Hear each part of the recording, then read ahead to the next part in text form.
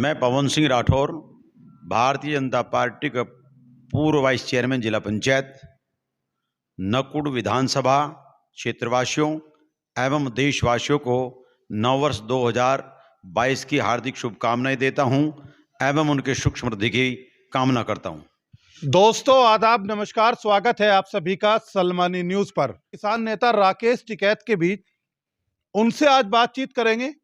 दरअसल टिकैत साहब का प्रोग्राम जनपद सहारनपुर में आज दो जगह रखा गया है। एक प्रेस कॉन्फ्रेंस कर चुके हैं, एक प्रेस कॉन्फ्रेंस बाकी है। उससे पहले हमें मिल गए हैं, बातचीत करते हैं। टिकैत साहब, तबीयत कैसी है? आज बड़े दिन के बाद आपसे मुलाकात हुई, क्या हाल चाल है? हाल ठीक, बढ़िया। घर परिवार सब ठीक है। चुनाव तो नजदीक आ गया टिकैत साहब। आपसे जब मेरी लास्ट टाइम गाजीपुर बॉर्डर बात हुई थी, आपने कहा था आने वाले समय में अपने पत्ते खोलेंगे। कुछ इशारा आज? तो खुल गए पत्ते तो जनता समझदार है सब, ये कर लेंगे अपना काम, अपने आप कर लेंगे। हाँ, सब कर लेंगे। तो सर, गाइडलाइन किसानों तक पहुंचाई गई? सब पहुंच गई उनके पास तक, सब पहुंच रही है। अच्छा टिकैत साहब, एक सवाल ये भी है, ग्रामीण क्षेत्रों से अब आवाज भी निकल कर आ रही है और ये सस्पेंस भी है, क्या भाकियों के जो पद अधिकारी हैं वो भी चुनावी मैदान में आ रहे हैं इस बार? जब चुनाव लड़े तो पदाधिकारी तो कोई रहता नहीं, और चुनाव लड़ने वाले को, वोट देने वाले को कौन किसे पकड़ लगा भाई? कौन पकड़ लगा किसी को? वोट देने जाता है तो आदमी बताता भी नहीं, घर वालों को भी नहीं बताता मैं कहाँ जा रहा। तो 2022 की तरफ से मान लिया जाए कि इस बार जो है आपके प्रत्याशी भी मैदान में होंगे? नहीं, हमारे तो कोई नहीं। भारतीय किसान यूनियन तो नॉन पॉलिटिकल है, नॉन पॉलिटिकल थी, है और रहेगी। खैर, ये आपने अपना स्टैंड क्लियर किया है। अब ये बताइए, किसान आंदोलन आपका स्थगित हुआ था, सरकार के साथ जो आपका टाई अप हुआ था उसमें कितना समय के लिए टाई अप था और कब मान लिया जाए कि उन मांगों पर काम होना शुरू होगा या उन मांगों को अब शुरुआत की जाएगी उनकी? पर्चे दर्ज हो रहे थे, उस पर तो शायद काम हो रहा है। हरियाणा में भी उस पर काम हो रहा है, पंजाब में भी हुआ, छत्तीसगढ़ में, इन सब स्टेटों में काम हुआ है। अभी करेंगे। लखीमपुर खीरी की घटना में कुछ समझौते जो उन्होंने करे थे वो पूरे नहीं करे।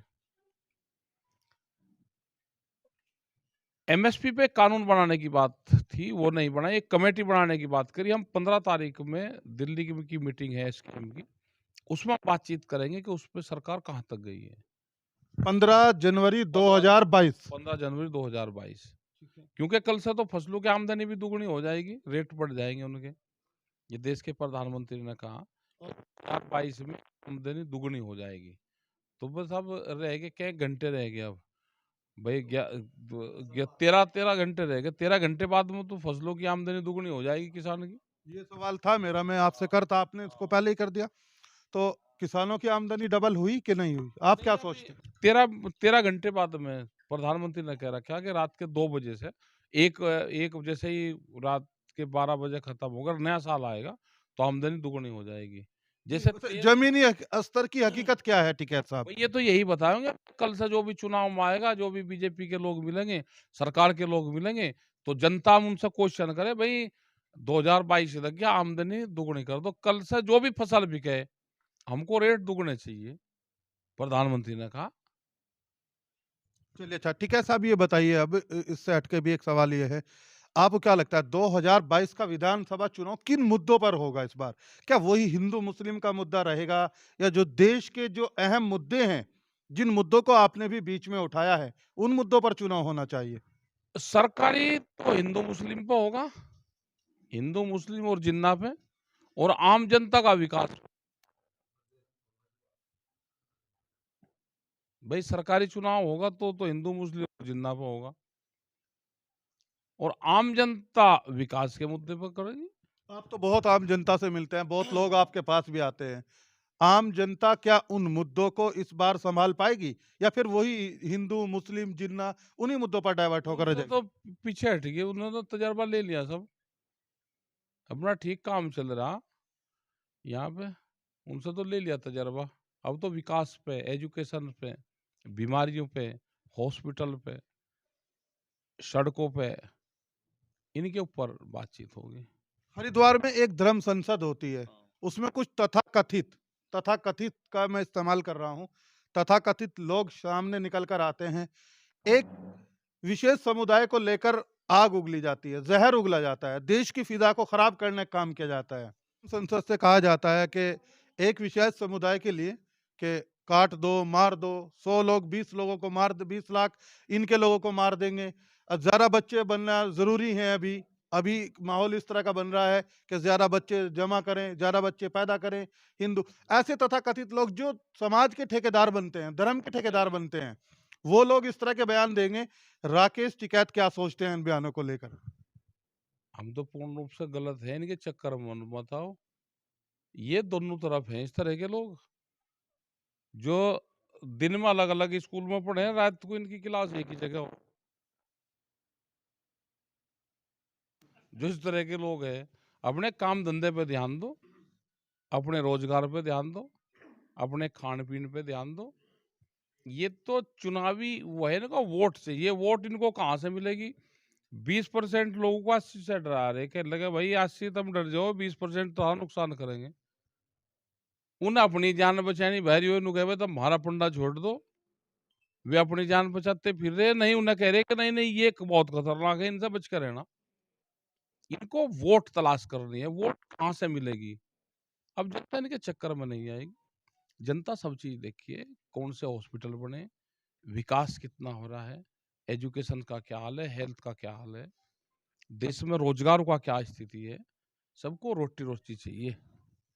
चलिए खैर, टिकैत साहब आखिरी सवाल है, क्या रणनीति अब आगे आपकी? हमारा तो जो गलत काम जो भी सरकारें करेगी उसके खिलाफ मूवमेंट हमारा रहेगा। कोई भी सरकार रहेगी, कोई भी अधिकारी रहेगा, जनता के काम करो, पॉलिसी जनता की बनाओ। किसान, गांव, गरीब, आदिवासी सरकारों के दिमाग में से निकलना नहीं चाहिए।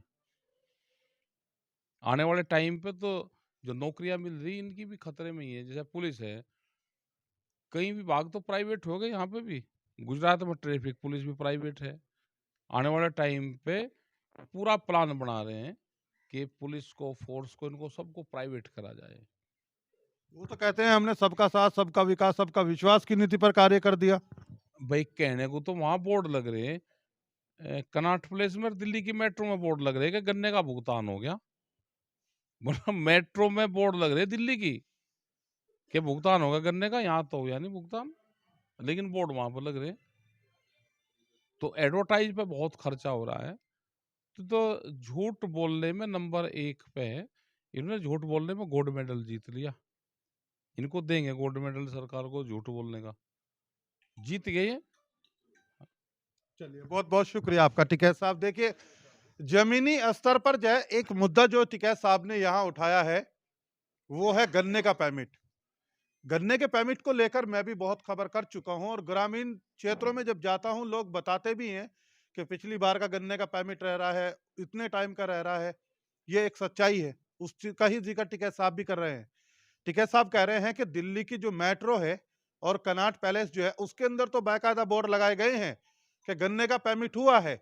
लेकिन सच्चाई ये है कि ग्रामीण क्षेत्रों में जाके जब हम पड़ताल करते हैं तो वाकई ही गन्ने के परमिट ना होने वाले ऐसे बहुत किसान हमें मिलते हैं जो कहते हैं गन्ने का परमिट हुआ ही नहीं है। इस खबर को लेकर आप क्या सोचते हैं? आप भी अपनी राय रख सकते हैं। देवबंद विधानसभा से अपने सहयोगी के साथ अरशद सलमानी, सलमानी न्यूज, सहारनपुर जिला।